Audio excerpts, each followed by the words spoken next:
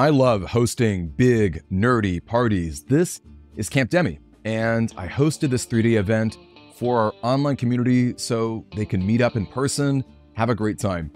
I'll show you what our event was like, and then I'll break down all the behind-the-scenes stuff so you can host a party like it. The theme for Camp Demi was Gold Rush.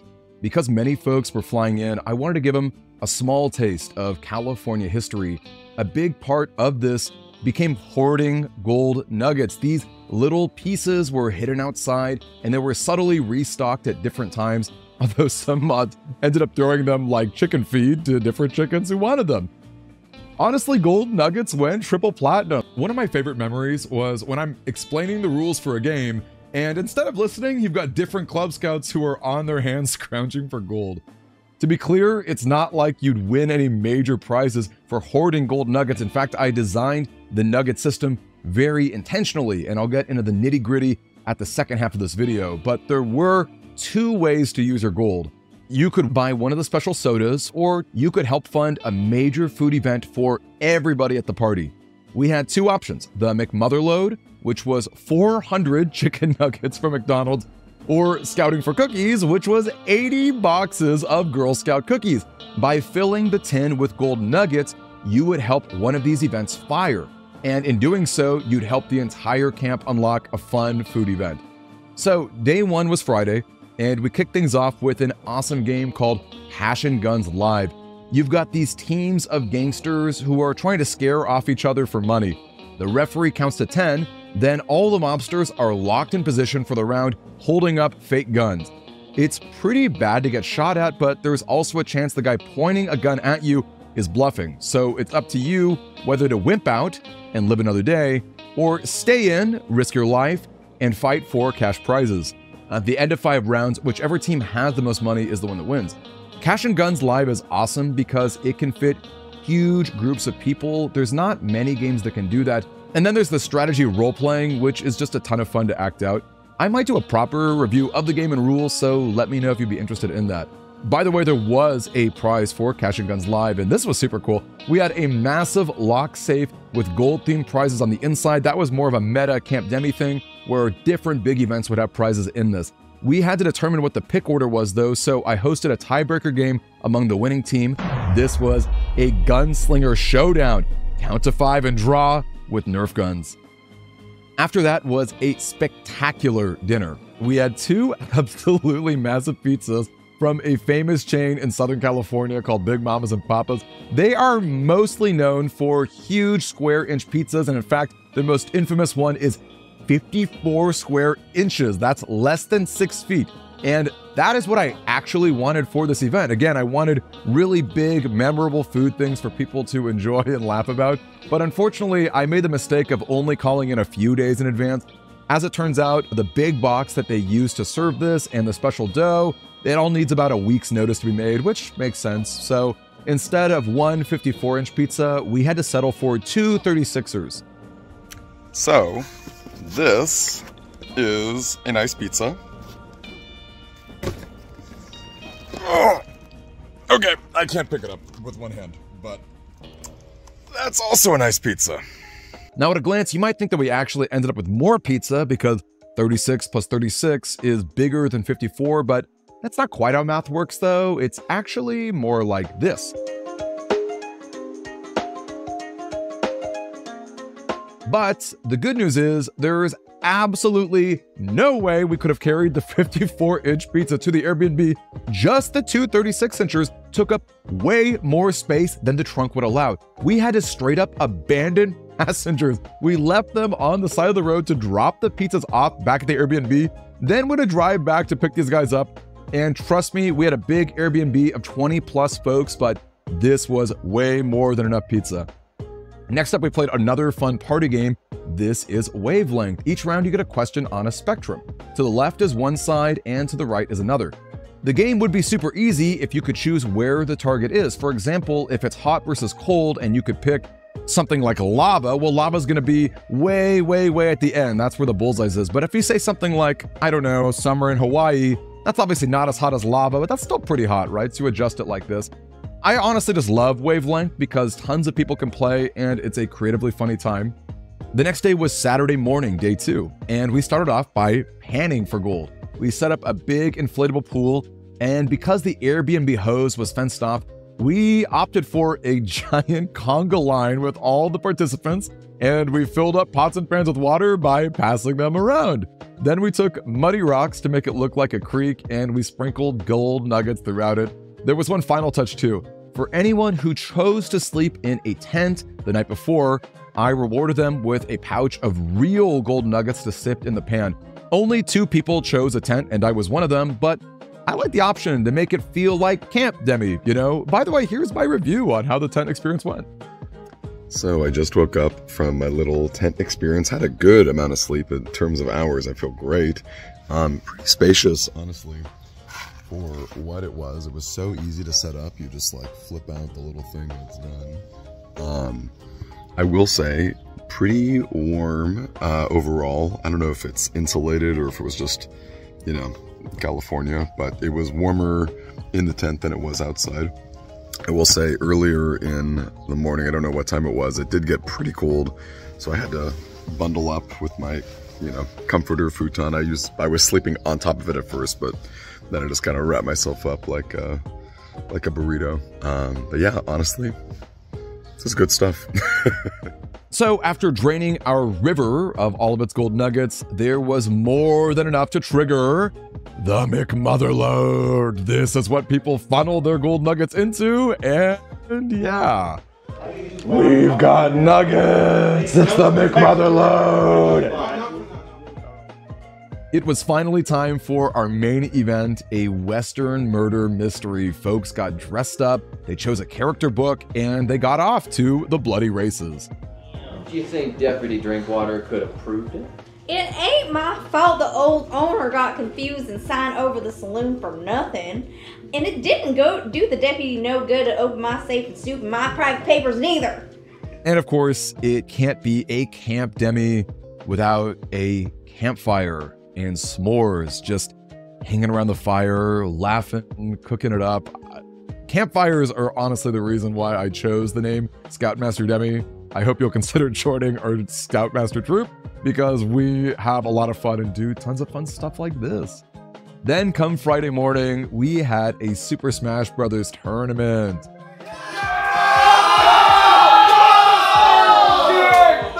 Then we busted out an old Japanese light gun game. The toys were mine, and a friend brought a CRT TV. This is a series, by the way, that's called Mega Man Star Force, and it was surprisingly deep. Definitely check out my gaming channel if you want more info on it. And as Mega Man nerds, we recreated one of the best moments from my favorite Game Boy Advance game. Let's go, Kwanzo! Oh! Well done! All right, let's get him back. All right, let's get him back. Anyone who was able to hit the cowboy target earned a final prize, which was a gold bar. These have hidden prizes that you can chip away, and 1 out of 24 have real gold inside, or so I'm told. So that was our 3-day Camp Demi experience. So now let's talk behind the scenes so you can figure out what went on in it, and maybe you can plan something like this. So first and foremost, I had 3 main points for my vision for Camp Demi. This is number 1, a clean event. There is no alcohol, there's no drugs. That's mostly for liability. If I knew everyone personally, maybe I could trust them with alcohol, but why risk anything with online acquaintances? But more importantly than that, as a streamer and as a content creator, I really focus and value on a clean, safe, cozy space in general. I don't drink a lot of alcohol in general. In fact, I've never actually done drugs. And it's not to say that you can't have a good time with those things, but I'm of a really strong opinion that you don't need them, especially as adults. In fact, it kind of annoys me when people assume that you have to have alcohol to have a good time. So again, that was a guiding principle for me. Maybe you could try something different. Number 2, this is something spectacular and I want people to make good memories. People drove out and took planes to come here, so I want them to have an amazing time and laugh about 400 chicken nuggets and massive, massive pizzas. I'm so excited just to show them this big old box. Oh, there's 2 of them, even better. I think there's 3 bags. There's 3, okay, I guess 1 for each of us. Could I have saved money by buying frozen chicken nuggets or by buying frozen pizzas? Absolutely, I could have saved money by going to Domino's or Little Caesars, but at the end of the day, when I was tabulating what was a good expense versus what wasn't, I opted for funny, good, memorable moments. And on that note, this is not an event for profit. My goal is to try to break even, but if I don't, then screw it, right? I ended up spending money and time so that all of the people in our community could have a great time and be able to laugh about great stuff. Sign me up, right? That's a goal that you have to think about yourself. If you're a content creator, maybe you're down to spend a little money. Or if you're just having a fun thing only for friends that's not being filmed, then obviously you would probably want people to split the costs up, pretty evenly. And finally, number 3, I wanted there to be a good balance between events and free time. Most of the people in our community are on the nerdier, quieter side. So as fun as it is to do great high energy events like Cash and Guns Live, there's a limit to how many you can do. And I know that people want to game together. I know that people want to just chit chat and get to know each other better too, go in the hot tub, play with s'mores. So I was really intentional in making sure that things weren't just overloaded with stimuli and that people could opt out at any moment, right? Nobody had to play Cash and Guns Live. No one had to do any particular thing. In fact, there were definitely people who did not want to partake in the murder mystery, and that was totally cool. They just gamed in the back. Now, my biggest piece of advice to anyone looking for a nerdy event like this, prioritize the big events. Again, there's only so many board games or activities, even video games really, that can fit a large number of people with very different skill sets. You don't want people to be playing a Smash Bros. Tournament if they've never played a video game in their life. And likewise, you don't want there to be, people waiting for their turn in a 5 to 6 player board game. That's also why I made the murder mystery the marquee event, right? You don't need any skill set at all for it. It's really easy to throw on a little cowboy hat and a scarf and feel like you're dressed up. And it's just a fun thing that not a lot of people do. I wanted something that people would be able to take home with them and think, oh yeah, that murder mystery, that was a great time. And with a group as big as we had, which ranged at any point from 18 people to 24, you've got to be flexible, okay? You are going to have tons of ideas and tons of plans that aren't going to work out. Maybe a game that you put a lot of effort into just kind of fell short, or maybe people are not interested in what you've got to do, and well, that's a big part of it too. I will say that I had a whole laundry list of things that I prepped for, that I planned for, that ultimately didn't work out, but that's not necessarily a bad thing. So for example, on the Sunday morning, I had this whole gunslinger showdown that we were going to do with every single person there. But when I woke up in the morning to tell people about the event, I saw maybe 12 to 13 people playing Smash Bros, enjoying the time, laughing. And I figured it's kind of selfish to pull them away from that, right? This is a group of people who are enjoying themselves. They're not necessarily going to enjoy the next gunslinger thing. So why don't we work with this, right? Let's be flexible. Why don't we have a Smash Bros tournament that we can do right here, right now? Maybe we can add items and lower the skill ceiling a little bit so that other people might have a shot of coming in. And in fact, that ended up being a great choice. The Smash Bros tournament was a lot of fun. It was totally spontaneous. Did not plan on that at all. And yet having a few items and really playing into what the vibe at the moment was, I think made that something really cool. Again, be very, very flexible. Now, all that to say, there are a lot of events that I had planned that definitely could have triggered if I had delegated more, okay? I am somebody who was really involved in absolutely every aspect of Camp Demi. It's literally named after me. And that's both a good thing and a bad thing. It's a good thing because I know exactly what the vibe is. I can kind of, cut things around and make sure that things fit what my vision are. But at the same time, I am only one person. And it is tremendously valuable to have those people around you who want to help, who can help, and are eager to help. But it's tricky at times too, right? Because I, as a person, am the unfortunate soul because 10% of the things that I plan and have on the docket are things that are ultra specific to my mind, and I'm incredibly perfectionistic about them, and I wouldn't accept anyone other than me to do it. But then the 90% of things that are way more loosey-goosey about, I don't think people felt confident in taking on themselves because they know that I can be perfectionistic about other stuff too, right? So it's like having a plan and delegating that ahead of time so that I can break it down and delineate to people who want to help. Massive, right? That would make a future Camp Demi event sales so much smoother than that. In fact, shout out to the people who cooked, like Arentheses, and the people who cleaned up, brought food for people. Our good friend Xlazeon brought in a ton of Nerf guns, okay? I didn't bring any Nerf guns to this event. And those went triple platinum, all right? Those things were hysterical. I cannot even tell you how many times I walked out of a room and just got point blank shot by a Nerf bullet, right? some of the most ridiculous stuff you could think of. And again, that's part of being flexible. That's part of being fun. That's part of, you know, really cherishing that other people have things to add, right? Even though this was my event and I was very keen on doing so many aspects myself, you know, relying on other people and trusting them to a degree to bring fun things and make it a fun event for everybody. Absolutely something we can all do better. As far as food goes, we had way too much of it, but I'd call that a good thing. You never really know how much food will get devoured when you have large groups of 18 to 24, so I'd rather we have too much than not enough. It's true that we could have been more conservative, right? We could have bought less food ahead of time and instead made early morning grocery runs to restock, but I think perception is really important, and I didn't want people thinking of us as cheap when they spent good money on a ticket. I want people to snack when they feel hungry. I think prizes also go a long way with these events. You don't need them per se, but it does add a layer of fun to what are otherwise simple activities. When I was first plotting out ideas for Camp Demi, an early idea was a gold nugget shop where you could buy special snacks or even save up for big prizes. But the more I thought about it, the less fun it would have been in practice. There are going to be some folks who are hoarding nuggets like crazy and swooping up all the cool prizes, which would cause the quieter folks to miss out or feel defeated if they're looking forward to winning a prize. That's why I came up with the communal gold nugget system. When everyone contributes to a fun food activity, it gives this feeling of teamwork. Now the folks who are farming nuggets like crazy look like heroes, and there's less pressure on the quiet folks, or every single person rather, to get a prize like this. Think of the environment you're cultivating when you're planning a big nerdy event.